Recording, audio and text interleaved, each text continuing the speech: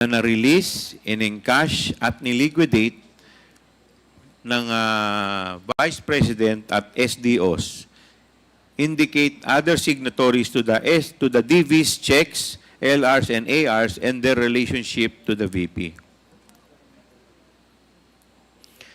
Ang tumitestigo lang sa ating investigasyon ay sina former USEC Gloria Mercado at USEC Annalyn Sevilla mula sa DepEd, ang dating SDO ng DepEd na si Edward Farda ay napag-alaman naming lumipat na sa OVP.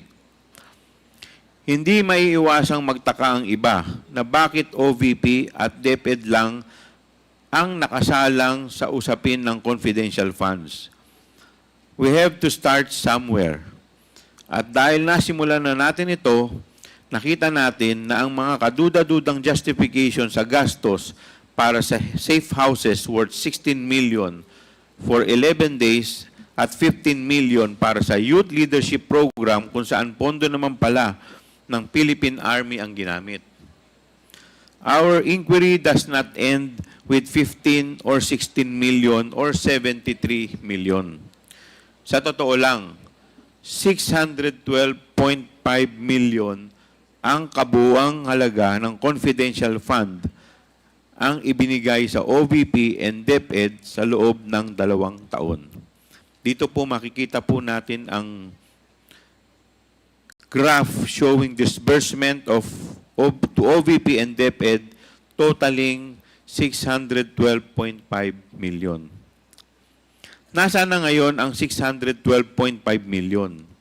Sino ang gumastos nito at para saan ito ginastos? Dahil dinisalaw ng COA ang 73 million confidential funds ng OVP, ating siniyasat kung bakit ito nangyari, saan napunta at paano ito ginamit. Ngunit kung susumahin ang lahat ng confidential funds ng OVP at DepEd, ito ay abot sa higit kalahating bilyong piso o 612.5 million. Base sa salaysay ng mga testigo at mga dokumentong nakalap, lumalabas na pawang hindi ka pani-paniwala, haka-haka o gawa-gawa lamang ang mga proyekto at programang pinaglaanan at ginastusan ng confidential funds. Kumbaga, bogus, dahil hindi may paliwanag kung saan ito talaga napunta. Sa mga nakaraang 3 pagdinig ay natuklasan natin ang mga sumusunod. Una, para po sa taong 2022, kasama sa 125 million confidential funds ng OVP na ginastos, sa loob lang ng 11 araw, ang 16 million nito ay ginastos para sa upa at maintenance ng 34 safe houses. Sa 16 million na ito, makikitang may isang safe house na ginastusan ng 1 milyon base sa mga acknowledgement receipt para lamang sa 4 na araw. Lumalabas na 250,000 per day ang upa at maintenance nito. Marahil kahit mag-check-in ka pa sa pinakamahal na hotel dito sa bansa ay hindi aabot ng ganitong kalaki ang iyong bill. Para sa taong 2023, the OVP spent confidential funds amounting to 125 million for the first 3 quarters, or a total of 375 million. The OVP spent for safe houses alone 16 million in the first quarter, 16 million in the second quarter, and 5 million in the third quarter. Next slide, please. Dito po makikita po natin emphasizing the amount spent for safe houses in relation to the months it supposedly covered. Talaga bang kinakailangan nila yung mga safe houses na to? Legitimate po ba yung paggastos nila dito? Bakit kaya hindi na sila gumastos para sa safe house sa buong taon ng 2023? Pangalawa, aside from the anomalous and unreasonable amounts paid for the safe houses, For the other expenses po na ginamitan ng confidential fund ay may similar pattern. Hindi reasonable ang halaga at mas malala ay umabot ng 612.5 million ang gastos na suportado lamang ng acknowledgement receipts with only basic details which can be easily fake. Pangatlo, napag-alaman din natin na ang certifications mula sa infantry battalions ng Philippine Army ay ginamit upang palabasing may natanggap na mahigit 15 million ng confidential funds ang Army mula sa DepEd. Subalit, mariing pinabulaanan ito ng mga mismong pumirma sa mga certifications.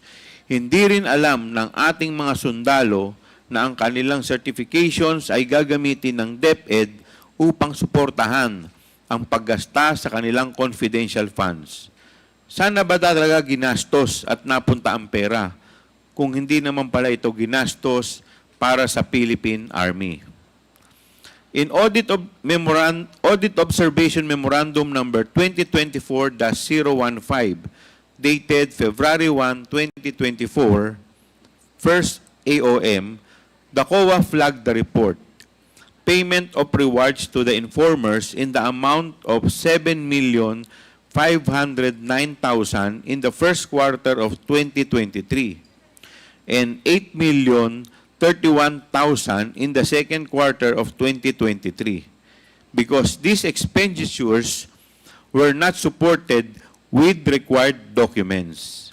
In sum, this amounts to 15,540,000 of public funds. Walang ebidensya kung saan ginastos at walang konkretong pagpapatunay na ito ay pinamigay bilang kantimpala sa mga taong nakapagbigay ng mahalaga at makatotohanang impormasyon maprotektahan ang ating mga kabataang estudyante. Sa nakaraang pagdinig at nagmula kay Atty. Powa utos kay Yusek Mempin upang humingi ng katibayang maibibigay sa COA upang patotohanan ang paggasto sa confidential funds. Si Yusek Mempin naman, na dating commander ng Task Force Davao, ang humagilap ng certifications at ginamit na nga ito ni Atty. Powa sa pagsagot sa first AOM ng COA. Sinabi ni VP Duterte sa kanyang letter dated April 17, 2024, first AOM response na hinanda ni COS Powa, the 15,540,000 was used for financial rewards given to informers for leads and or integral information received, which supposedly allowed the DepEd to formulate narrowly targeted programs, information campaigns, and intervention against recruitment, violent extremism, and other criminal activities in specifically identified communities. Pinapalabas sa sulat na kabilang sa mga programang kanilang finormulate ay ang Youth Leadership Summit o YLS, an Information Education Campaign, IECS. Ngunit ito ay tahasang pinabulaanan ng mga AFP officers na pumirma sa mga certifications na hiningi ni Yusek Mempin. Pang-apat, lahat ng mga testigong humarap sa kamera ay nagsabing hindi nila alam nasaan ang pera at saan pumunta ang pera. As stated by Atty. Powa, when it comes to confidential funds, only two persons can answer the question, the VP herself and the Special Disbursing Officer, Mr. Edward D. Fajarda. Subalit, wala na si Mr. Fajarda sa DepEd. Siya ay nasa OVP na at kabilang sa mga tumatangging humarap sa ating pagdinig. Marahil, mas makabubuting kung sa halip na mag-presscon ay dumalo na lamang sa ating mga pagdinig upang harapin ang mga katanungang ito under oath